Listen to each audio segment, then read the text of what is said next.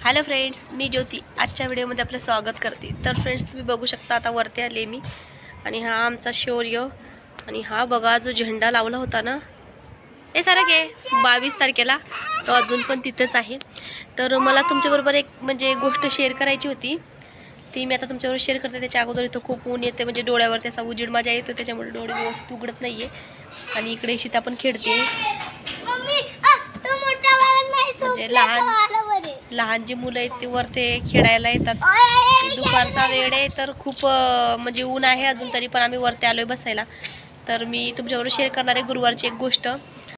तर तिथं खूप उजेड येत होता म्हणून मी आता ह्या बाजूला आली आहे, खाली म्हणजे जिन्यावरती बसलेली आहे। तर कसं आहे का, गुरुवारची गोष्ट ही तर खूप अशा लेडीज आहेत ज्यांना वाटतं का घरी बसल्या बसल्या काम करावं। तर खूप अशा लेडीज आहेत ज्यांना वाटतं का घरी बसल्या बसल्या काम करावं। तर आम्ही पण कामाच्या शोधामध्ये होतो आणि एक दुपारच्या वेळेस दुपारी एक म्हणजे एक तो म्हणायला लागला का कामाकरता म्हणजे घरी बसल्या बसल्या काम करणार का तुम्ही। तर आम्ही पण विचारलं का काय काम आहे काय नाही ते असं। तर आम्ही म्हणजे मी नव्हती खाली, माझी म्हणजे एक शाळेमध्येची मैत्रीण असते भाभी म्हणून माझ्यासोबत असते, ती पण खाली राहायला ती होती। तर तिने मला फोन लावून बोलवून घेतलं का काम करणार का म्हणून। मला पण वाटलं का घरी बसल्या बसल्या काहीतरी काम भेटून जाईल चांगल्या आरामात। तर गेलो खाली आणि आम्ही त्याला विचारलं सगळं। तर मका होती, मका भरायची होती 1-1 किलोचं पॅकेट। तर त्याने माल नव्हता आणला सोबत, म्हटलं माल सोबत नाही आणलाय, माल तुम्हाला उद्या भेटून जाईल।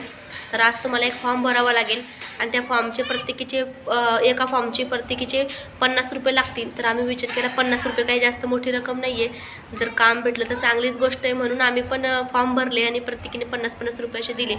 तर गोष्ट हीच नाही आहे का त्या 50 रुपये आमचे म्हणजे त्याने आमच्याबरोबर फ्रॉड केला। आम्हाला पण कळलं नाही ही गोष्ट, म्हणजे मनात कुठेतरी येत होतं का काहीतरी असं याचं हे म्हणून म्हणजे खोटंच बोलतोय म्हणून वाटत होतं, कारण त्याने माल सोबत आणला नव्हता आणि अचानकच फिर झाला। कंपनीचं विचारलं तर कंपनी खूप लांब सांगत होता, चिंचवडला कंपनी म्हणला, चिंचवडीतून खूप लांब आहे।